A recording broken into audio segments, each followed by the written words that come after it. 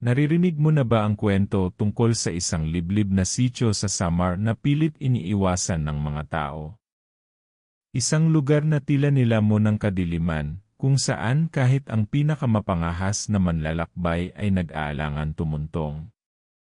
Ang sabi ng matatanda, may mga nilalang daw doon na hindi natin kayang ipaliwanag, mga aswang na naghihintay sa dilim, nagmamasid, at naghahanap ng susunod nilang mabibiktima. Si Miguel, isang batang mamamahayag mula sa Maynila, ay matagal nang nakakarinig ng bulong-bulungan tungkol sa sitio na ito. Hindi siya naniniwala sa mga kwentong katatakutan, pero isang araw, nakatanggap siya ng mensahe mula kay Aling Rosa, isang matandang babae na taga-Samar. May nais daw itong ipaalam sa kanya, isang sikreto na hindi maaaring ipagsabi kaninuman, isang bagay na may kaugnayan sa mga aswang.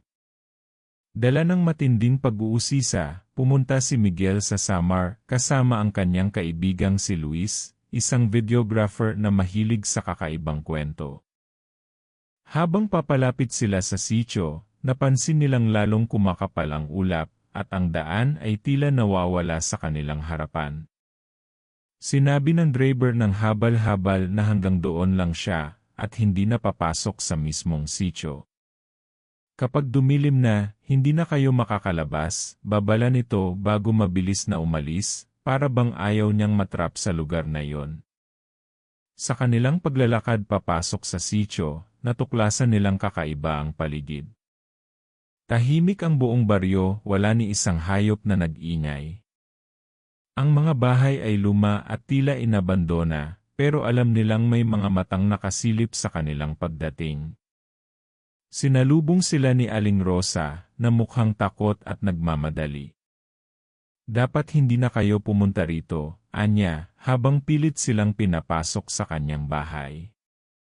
Habang nag-uusap sila, nagkwento si Aling Rosa tungkol sa kanyang apo na si Elena, isang dalagang bigla na lang nawala isang gabi matapos makarinig ng kakaibang tunog sa kabubatan.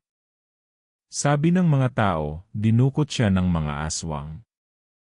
Pero ang mas nakakakilabot, may ilan sa sitio na nagsasabing bumalik daw si Elena, hindi na bilang tao, kundi bilang isa sa kanila.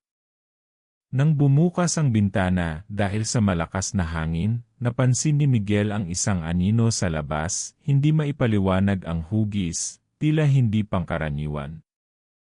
Nagkatinginan sila ni Luis at doon nila napagtanto na hindi sila nag-iisa. At bago pa sila makapagtanong pa kay Aling Rosa, may kumalabog sa bubong. Malakas. Mabigat. Para bang may bumagsak na kung anong nilalang. Ano nga ba ang nangyayari sa sitio na ito? Totoo nga bang may aswang? O may mas madilim pang lihim na hindi nila inaasahang matutuklasan? Napatingin si Miguel kay Luis, kita niya ang kaba sa mukha ng kaibigan. Hindi iyon isang ordinaryong tunog. Ang bigat ng bagsak, para bang may bumalot na malamig na hangin sa paligid. Sa isang iglap, namatay ang ilaw ng gasera sa mesa ni Aling Rosa, at ang buong silid ay nalubog sa kadiliman. Diyos ko, bulong ni Aling Rosa habang mabilis na sumindi ng posporo, nanginginig ang kanyang kamay. Sa mahinang liwanag, nakita nila ang takot sa kanyang mga mata. Wala ni isa sa kanila ang naglakas loob na lumapit sa bintana. Walang gustong sumilip kung ano ang nasa labas. Tanging ang malamig na hangin at ang bigat ng katahimikan ang bumalot sa kanila.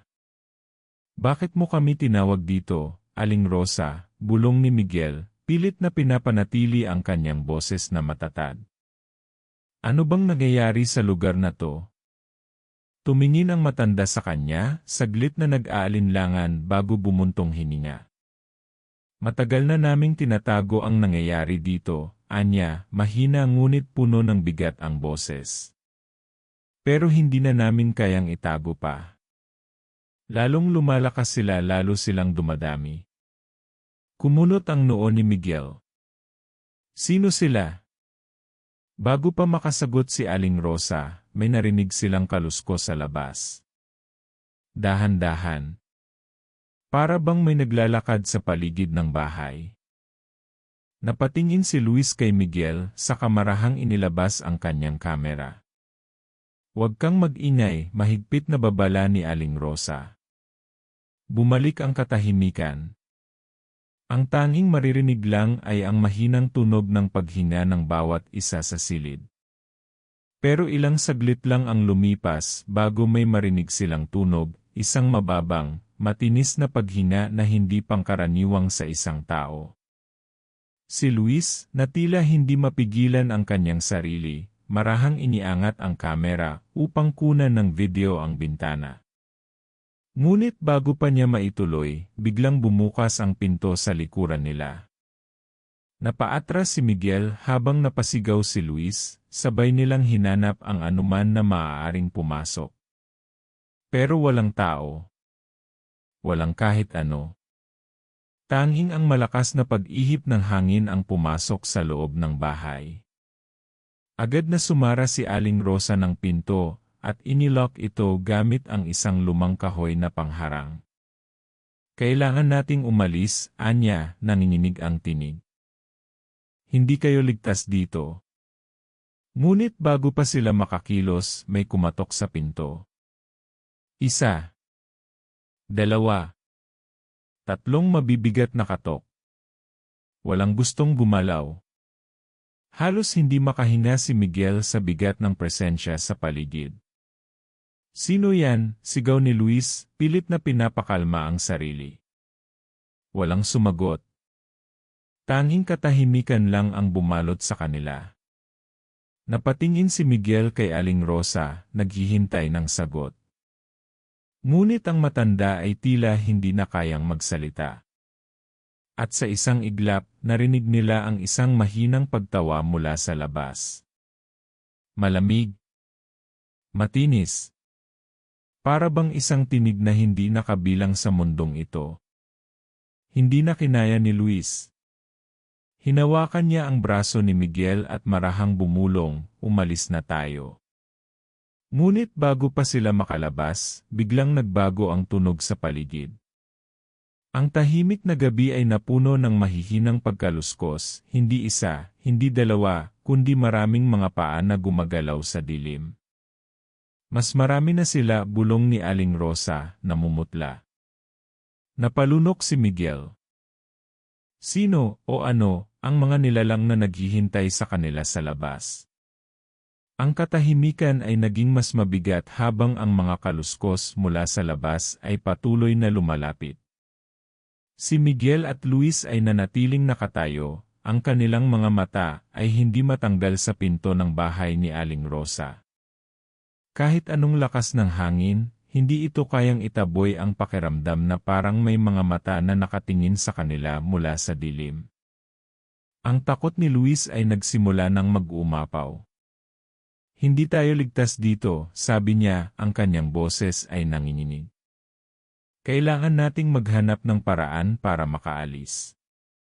Ngunit si Miguel, kahit natatakot, ay nagpasya na hindi susuko. Naghanap siya ng anumang paraan upang maipaliwanag ang mga nangyayari. Bawat kwento ng Aling Rosa, bawat mata na natutok sa kanilang mga galaw, lahat ay nagiging bahagi ng isang mas malalim na misteryo. Kung ang mga tao sa sitio na ito ay talagang tinataboy sila, ano ang dahilan? Ano ang sikreto ng lugar na ito? Tanong ni Miguel, ang tanong na hindi nawawala sa kanyang isipan. Si Aling Rosa ay tumingin kay Miguel ng matalim. "Baka hindi mo na kayang tanggapin ang mga sagot, Hijo," sabi niya, ang kanyang tinig ay may kabuntot na takot. "Ang mga aswang dito ay hindi lang basta mga nilalang. Sila ay may kaugnayan sa mga tao ng lugar, mga ninuno ng mga taga-Samar na matagal nang nagtatago sa dilim. Hindi nila kami iniwasan, Miguel. Kami ang kanilang huling sakripisyo." Miguel ay naluha, hindi alam kung ano ang sasabihin. Ang kwento ni Aling Rosa ay naglalaman ng mga salitang hindi kayang ipaliwanag ng kanyang isipan. "Bakit kailangan nilang magsakripisyo?" tanong niya. "Bakit kami?" Ano ang kinalaman namin dito? Si Aling Rosa ay nagsalita ng mabigat na boses. Sa mga unang taon ng sityo, may isang malaking sakuna na nagdulot ng malawakang pagkamatay sa buong bayan. Ang mga tao noon ay naghanap ng solusyon sa kanilang mga problema, silang mga inang hindi na kayang magkaanak, mga kabataang naguguluhan sa kanilang landas, mga taong nawawala sa sarili. Kaya sila nakipagkasunduan sa mga aswang. Ang matandang babae ay pumikit, ang kanyang mga labi ay matigas. Ang kasunduan na iyon ay nagbigay sa kanila ng kapangyarihan, ng buhay na walang hanggan, ngunit may kabuntot itong malupit na kapalit. Sa bawat henerasyon, may mga bagong sakripisyo. Si Luis ay nagninilay-nilay, nagsisimula ng mapagtanto ang kahulugan ng mga salita ng matanda. Ibig sabihin, may mga tao dito sa sityo na naging bahagi ng kasunduan na iyon, tanong niya, halos walang lakas ang boses. At ngayon, ang mga aswang na ang humihingi ng sakripisyo mula sa kanila. Sagot ni Aling Rosa, ang kanyang boses ay puno ng kalungkutan.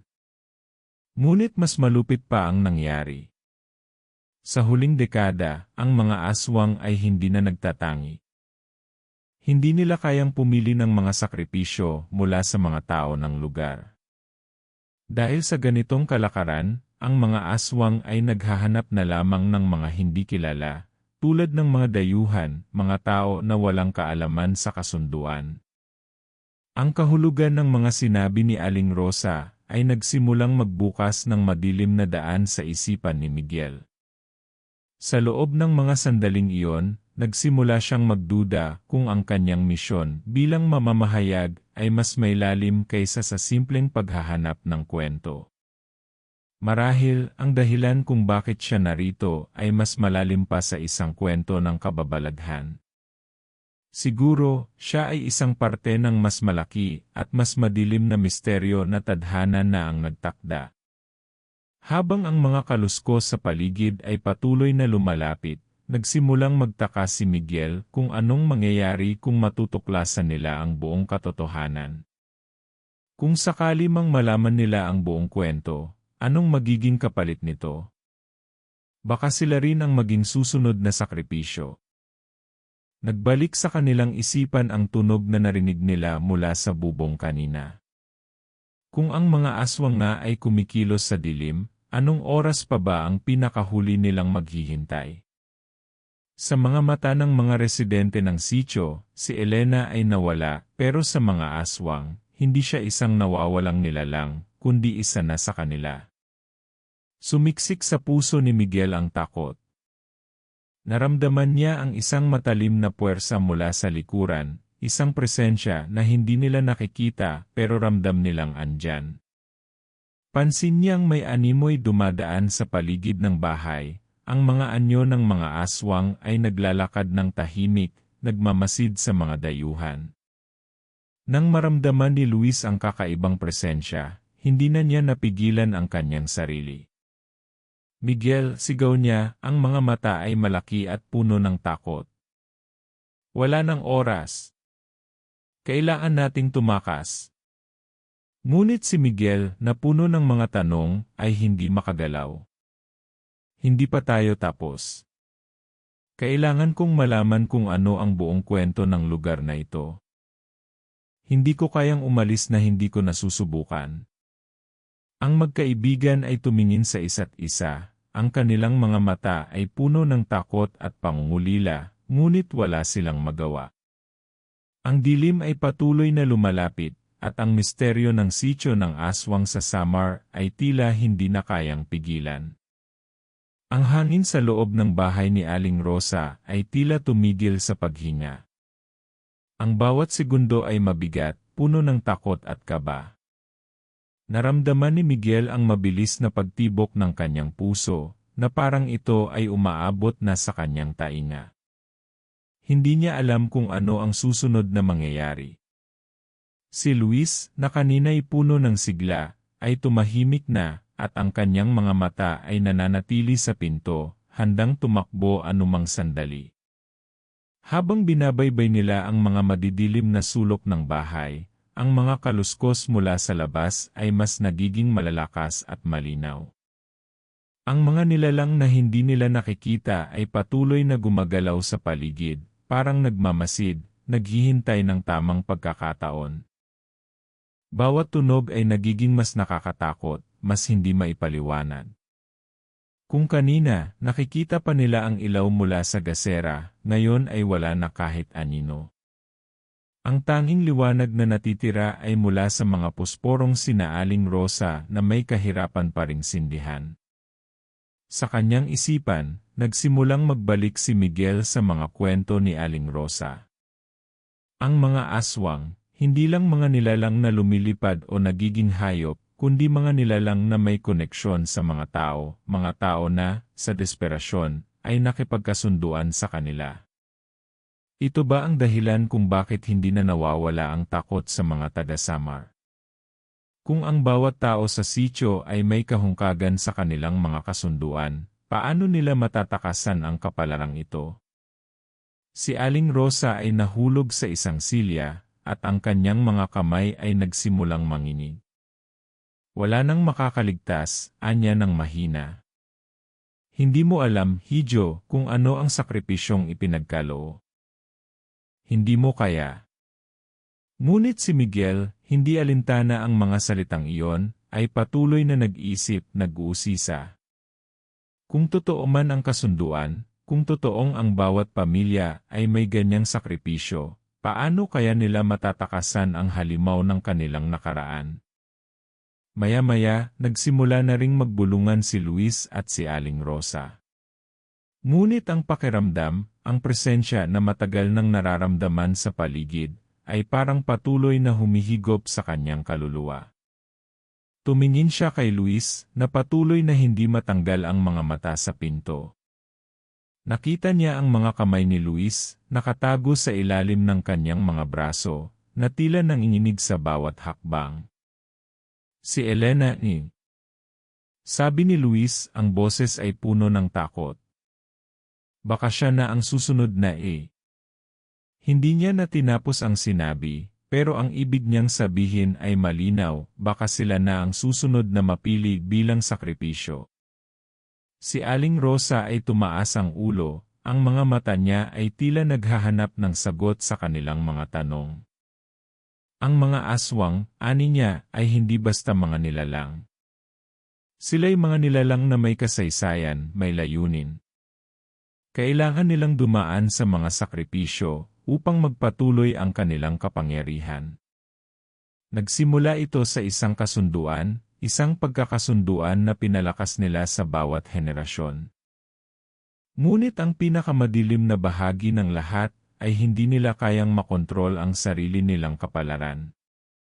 Ngunit bago pa nila tuluyang maintindihan ang lahat ng iyon, narinig nila ang isang mabigat na tunog mula sa labas. Isang kaluskos na tila bumangga sa dingding ng bahay. Ang tunog ay tumama sa kanilang mga puso, pinapaalala na ang mga aswang ay hindi na lang mga kwento, kundi mga buhay na nilalang na nakapaligid sa kanila. Si Luis ay nagtakip ng bibig. Ano yun? Tanong niya, ang mga mata ay malaki, puno ng takot. Si Aling Rosa ay nagtakip ng mga mata. Huwag kayong titingin sa dilim. Hindi mo kayang makita ang mga nilalang, ngunit ang mga salitang iyon ay hindi na nakapagpatigil sa mga kaluskos. Ang mga tunog ay lumalakas pa, parang naglalakad na mga nilalang na tinutukso sila sa bawat galaw. Si Miguel ay tumingin sa paligid, at nakita niyang unti-unting dumidilim ang buong paligid. Ang kanyang mga kamay ay nagsimulang magpawis. Ang takot na kanina'y nakatago, ngayon ay tumagos sa kanyang katawan. Naramdaman niyang ang mga nilalang ay malapit na. Kung mayroong isang pagkakataon upang matutunan ang lahat, ito na ang panahon. At sa isang iglap, isang malakas na tunog ang bumasag sa katahimikan, isang sigaw, malakas, puno ng sakit at takot. Si Elena ba? O isa na naman sa mga sakripisyo? Ang dilim ay lumubog sa buong lugar.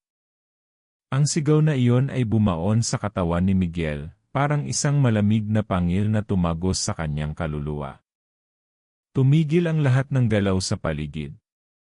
Ang mga kaluskos mula sa labas ay huminto, at ang tanging naririnig na tunog ay ang malakas na tibok ng kanilang mga puso. Nagdududa si Miguel kung siya ba ay nag-iisa sa kwentong ito, kung ang lahat ng ito ay isang hindi matapos-tapos na laro ng takot. Si Luis ay unang kumilos. Agad itong tumakbo patungo sa pinto, ngunit bago siya makalapit, narinig nilang muli ang isang malalim na tunog mula sa likuran ng bahay. Isang mabigat na kaluskos, parang may nilalang na gumagapang sa ilalim ng lupa. Nagkatinginan silang tatlo, ang mga mata nila ay naglalaman ng takot, ngunit walang isa sa kanila ang makagalaw.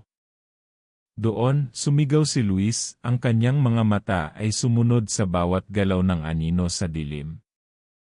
May isa sa kanila. Si Aling Rosa, na kanina ay tila nawawala sa sarili, ay mabilis na lumapit sa kanila. Hindi niyo na kayang umalis. Hindi na kayo ligtas, ang kanyang tinig ay naglalaman ng kalungkutan. Ang sigaw hindi siguro si Elena. Baka siya ang dahilan kung bakit muling nagbabalik ang mga aswang sa lugar na ito. Tinutok ni Miguel ang kanyang mga mata kay Aling Rosa. Pwede bang magkaiba ang dahilan? Ano ang nangyayari, Aling Rosa? Hindi niya kayang tanggapin ang sinabi ng matanda. Ang takot ay nagsimulang maghalo sa kanyang utak, at ang mga tanong na matagal nang nagtatago sa dilim ay muling nagbabalik. May isang bagay sa lugar na ito na hindi niyo pa alam, sumagot si Aling Rosa. Ang kanyang mga kamay ay nagsimulang maglakbay sa hangin, parang may sinasabi ang kanyang katawan na hindi kayang ipaliwanag ng mga salita. Ang mga aswang dito ay hindi lang basta mga nilalang na nagnanais ng buhay.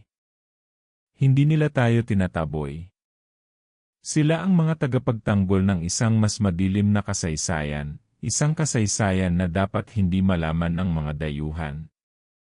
At hindi nila alam na ikaw, Miguel, ay bahagi ng isang kasunduan na matagal nang naiwaksi. Naguluhan si Miguel, ngunit bago pa siya makapagsalita, isang matinding kaluskos ang narinig nila mula sa likod ng bahay. Isang mabigat na puwersa ang dumaan, na parang isang dambuhalang nilalang na naghahanap ng mga biktima. Tumingin si Miguel kay Luis at nakita niyang tumigil ito sa paghinga, ang mga mata ay parang hindi makapaniwala. Bakit hindi kami sinabihan, Aling Rosa? Kung alam niyo na may kasunduan, bakit hindi niyo kami pinaalis? Tanong ni Luis, ang tinig niya ay puno ng galit at pagkabigla. Dahil hindi ko kayang makita kayong mawala, sagot ni Aling Rosa, ang kanyang mata ay puno ng luha. Hindi ko kayang makita ang kasaysayan na ito na magpatuloy pa. Saksi ako sa mga sakripisyong naganap dito. Ngunit may mga lihim na hindi kayang ilabas. Kung saksi ka sa kasunduan ng mga tao at aswang, wala kang ibang pagpipilian kundi sundin ang mga patakaran. Ang kanyang mga salita ay patuloy na sumabog sa isipan ni Miguel. Kasama ba siya sa kasunduan? Ang lahat ba ng ito ay nangyari dahil sa isang desisyon na ginawa ng kanyang mga ninuno? At kung totoo ngang siya ay bahagi ng kasunduan, ano ang ibig sabihin nito para sa kanya? Biglang sumabog ang isang puwersa mula sa labas ng bahay. Isang sigaw, isang tunog ng mga nilalang na nag-aalboroto sa dilim. Nagmamadaling pumasok si Aling Rosa sa kabila ng pag-aalala. Ngunit bago pa siya makarating sa pinto, isang malamig na hangin ang pumasok mula sa dilim.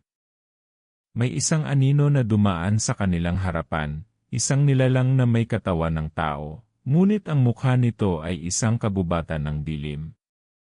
Ang mga aswang sila ay nagmamasid, Miguel, sinabi ni Aling Rosa, ang boses niya ay napakababa, puno ng takot. Ang mga nilalang na ito ay hindi na basta mga hayop. Sila'y mga tao rin, mga tao na hindi na kayang maging buo. At ang dahilan kung bakit kami pinili. Ang kadilimang ito ay nagiging buo sa bawat sakripisyo. At ikaw, Miguel, ikaw ay isang huling sakripisyo. Hindi na nakayanan ni Luis ang lahat ng ito. Hindi kami aalis hanggang hindi namin alam ang buong kwento, sigaw niya. Ang takot at galit sa kanyang mata ay tila naglalaban. Hindi siya maaaring hayaan lang na magpatuloy ang lahat ng ito. Kailangan namin ng sagot. Ngunit bago pa man makapagsalita si Aling Rosa, nagsimula nang magbigay ng tunog ang paligid. Ang mga nilalang sa dilim ay tila nag-uusap, naghahanap ng pagkakataon. Ang sigaw ng mga aswang ay patuloy na bumangon, at isang mabigat na tunog ng mga paa na gumagalaw sa ilalim ng lupa ay narinig nilang umaabot sa kanilang mga tainga. Hindi na nila kayang magsalita. Ang takot ay namutawi sa kanilang mga mata, ngunit alam nilang hindi nila kayang patagilid ang pagnanais ng kasaysayan. Ang kasaysayan ng mga aswang na matagal nang naghintay para sa kanilang huling sakripisyo. Habang ang mga kaluskos sa dilim ay patuloy na lumalakas, hindi na kayang itago ni Miguel ang takot na unti-unting sumasakop sa kanyang katawan. Ang mga mata ng aswang ay naramdaman niyang tumututok sa kanila mula sa bawat sulok, at ang hangin ay nagiging malamig na parang sinusubukan silang wasakin. Si Luis ay nakatayo pa rin sa tabi niya, ang kanyang katawan ay nanginginig, ngunit ang determinasyon sa mga mata nito ay hindi matitinag. Hindi tayo pwedeng magpatuloy ng ganito, sabi ni Luis, ang kanyang tinig ay naglalaman ng lakas at tapang. Kailangan nating ipaglaban ito, Miguel. Kung hindi natin titigilan, malapit na tayong maging bahagi ng kwento ng mga aswang. Si Aling Rosa, na kanina'y tahimik at puno ng takot, ay dahan-dahang tumayo. Ang mga mata niya ay puno ng kalungkutan, ngunit may isang tila matinding determinasyon na nagsimulang sumik sa kanyang mga mata. Wala nang makakaligtas, sabi niya, ang kanyang boses ay malupit. Hindi natin kayang labanan sila. Hindi natin kayang itigil ang kasaysayan ng mga aswang sa lugar na ito. Pero may isang paraan upang matigil ang lahat, Miguel at Luis ay parehong nagtinginan. Anong paraan? Tanong ni Miguel, ang kanyang tinig ay naglalaman ng pag-asa at pangarap na mabigyan ng kalutasan ang kanilang pinagdadaanan. Ang kasunduan, sagot ni Aling Rosa, ang kanyang mga mata ay tumitig kay Miguel. May isang tanging paraan para matigil ang lahat ng ito. Ngunit kailangan mong tanggapin ang iyong kapalaran. Si Miguel ay tila natigilan. Ano ang ibig mong sabihin, Aling Rosa? Tanong niya, ang takot ay unti-unting bumangon mula sa kanyang dibdib. Ano ang dapat kong gawin? Ang mga aswang ay hindi kailanman aalis hanggat hindi sila nakakakita ng huling sakripisyo, sagot ni Aling Rosa. Ang kanyang boses ay nanginginig sa tindi ng emosyon. At ikaw, Miguel, ikaw ay ang magiging susunod na sakripisyo. Kung susunod ka, aalis ang mga aswang. Ngunit hindi mo kayang hayaan ang lahat ng ito. Ang mga salitang iyon ay parang kumatok sa pader ng isipan ni Miguel. Hindi ko kaya, sagot ni Miguel, ang kanyang mga mata ay puno ng takot at pasakit. Hindi ko kayang isakripisyo ang aking buhay. Ngunit si Aling Rosa ay tumingin kay Miguel ng may malalim na kalungkutan sa mata. Kung ikaw ang susunod, tatapusin na ang lahat ng ito. Ngunit hindi mo kailangan mag-isa. Kasama mo kami sa iyong desisyon. Ang mga kaluskos mula sa labas ay patuloy na lumalakas.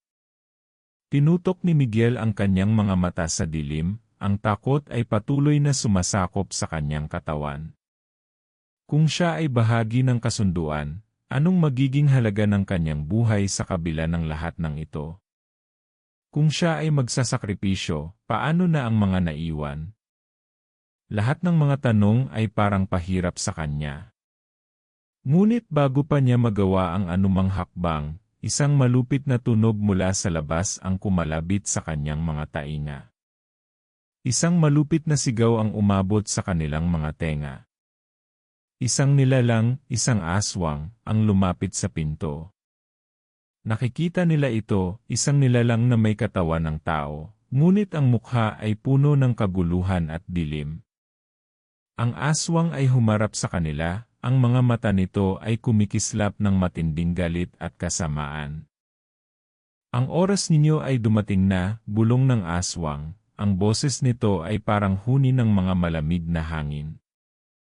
Ang inyong kasunduan ay magtatapos na. Nakita ni Miguel ang bawat galaw ng nilalang. Ang takot ay pumasok sa kanyang puso, ngunit isang matinding kaisipan ang sumik sa kanyang isipan. Kung ang mga aswang ay may kontrol sa kanilang kapalaran, ibig bang sabihin na siya rin ay may kapangyarihan na magtakda ng bagong kasaysayan? Ang mga mata ng aswang ay tumaas, naghihintay sa kanyang desisyon. Hindi mo kami matatalo, Miguel, patuloy ng aswang, ang tinig nito ay matalim at puno ng banta. Ang kapalaran ng mga taga-Samar ay nakatali sa kasunduan na ito. Walang makakapigil sa amin. Ngunit si Miguel, sa kabila ng takot, ay tumayo ng matatag. Hindi na kayo magtatagumpay, sabi niya, ang kanyang boses ay malakas at puno ng tapang. Hindi ko nahahayaang maging bahagi ako ng kasunduan na ito. Ang mga mata ng aswang ay nagbago ng anyo, ang galit ay naglaho, at ang katawan ng nilalang ay unti-unting nagbago ng anyo. Lumingon si Miguel kay Aling Rosa, at nakita niya ang kaunting luha sa mga mata ng matanda. Ngayon, Miguel, sabi ni Aling Rosa, ang kanyang boses ay puno ng respeto at takot. Ngayon ay nasa iyong mga kamay ang susunod na hakbang ng kasaysayan. Itigil mo na ito. Ang aswang ay dahan-dahang lumapit, ngunit bago pa ito makalapit kay Miguel, isang malupit na tunog ang narinig nilang lahat. Ang dilim sa paligid ay sumabog.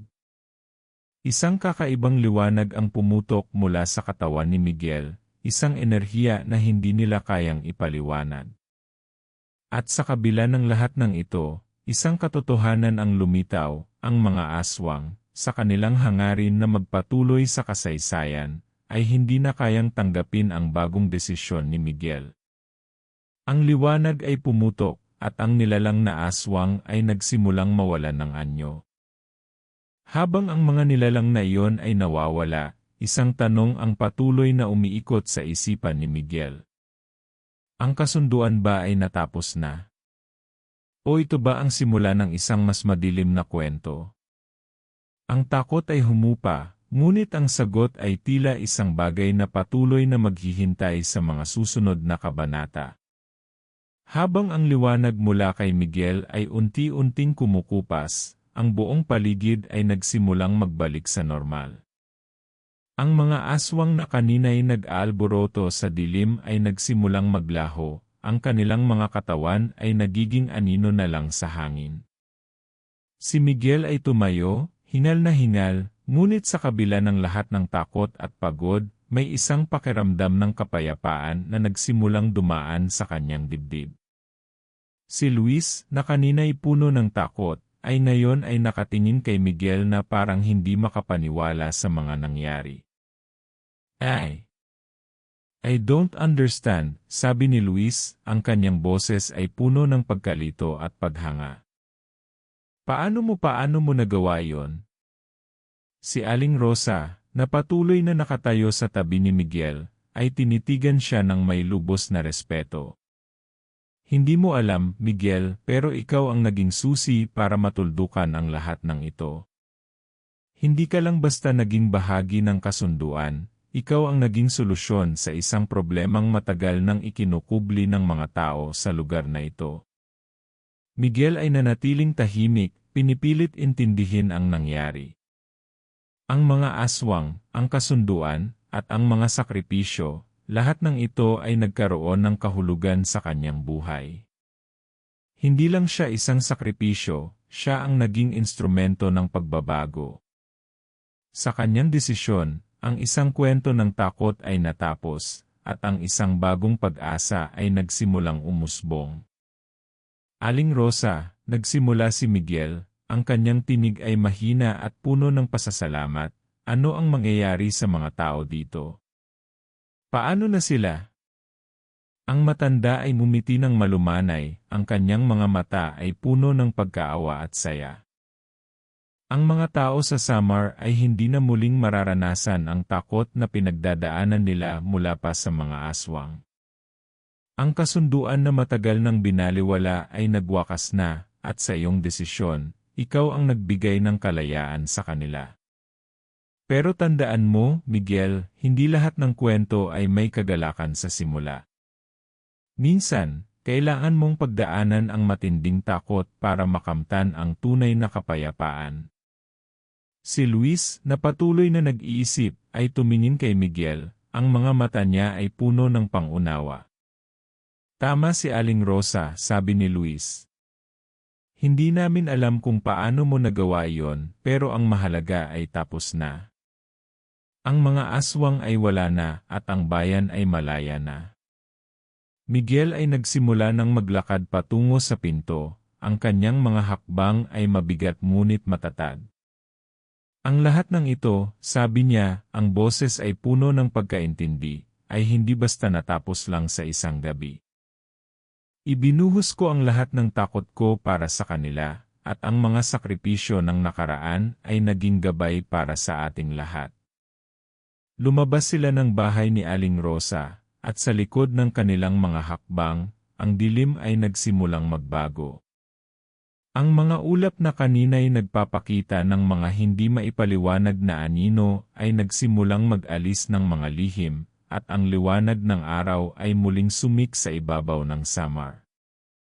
Ang hangin ay tila mas magaan, at ang mga tao na nagkukumpulan sa paligid ng bayan ay nagsimulang magtaka. Hindi nila alam kung anong nangyari, ngunit alam nilang nagbago na ang lahat. Si Aling Rosa ay huminto saglit at tumingin kay Miguel. Hindi mo lang tinuldukan ang kasaysayan ng aswang sa Samar, sabi niya, ang tinig ay puno ng kabiguan at pag-asa, tinuldukan mo rin ang isang sumpa na nagpatuloy sa maraming henerasyon. Pero may mga bagay na hindi pa natin alam, Miguel.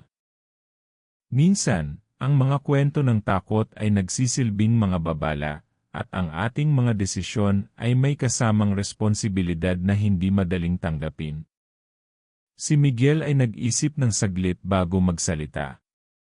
Aling Rosa, iniisip ko siguro may mga kwento pa ng mga aswang na nakatago sa ibang bahagi ng bansa. Baka kailangan ko pa ring alamin ang lahat ng ito. Aling Rosa ay ngumiti ng kaunti. Baka nga. Pero huwag mong kalimutan, Miguel, hindi lahat ng takot ay dapat lumikha ng kalituhan. Minsan, ang mga kwento ng nakaraan ay kailangang manatiling nakatago. Kung nais mong maging buo, kailangang tanggapin mo na ang kalayaan ng mga tao sa Samar ay may kabuntot na bagong pananagutan. Nang makalabas sila sa maliit na bayan, ang araw ay lumubog na sa kanlurang bahagi ng horizon. Ang mga alon sa baybay ng Samar ay humahampas sa pampang, at ang tahimik na buhay ng bayan ay muling nagbalik. Ngunit para kay Miguel, alam niyang hindi na ito ang parehong lugar. Ang mga aswang, ang mga kwento ng takot, at ang kanyang mga desisyon ay nagbago ng lahat, at sa kanyang pagbalik, alam niyang siya na mismo ang magiging guro sa mga susunod na henerasyon ng Samar. Nais niyang patuloy na magsaliksik, upang mabigyan ng lakas ang mga tao, hindi lang para magpatuloy sa buhay, kundi upang hindi na muling mag-alinlangan. Ang kwento ng aswang sa Samar ay natapos, ngunit ang bagong kwento, na puno ng pag-asa at pananagutan, ay nagsisimula pa lang. Ang bawat hakbang na tatahakin niya ay hindi na magtatapos sa takot. Ang kasaysayan ay hindi nasusulat ng madalian. Sa bawat desisyon, sa bawat sakripisyo, Natutunan niyang ang tunay na lakas ay hindi nasusukat sa kung gaano mo kabilis tatakasan ang takot, kundi kung gaano mo kahandang tanggapin at baguhin ang mga kwento ng nakaraan.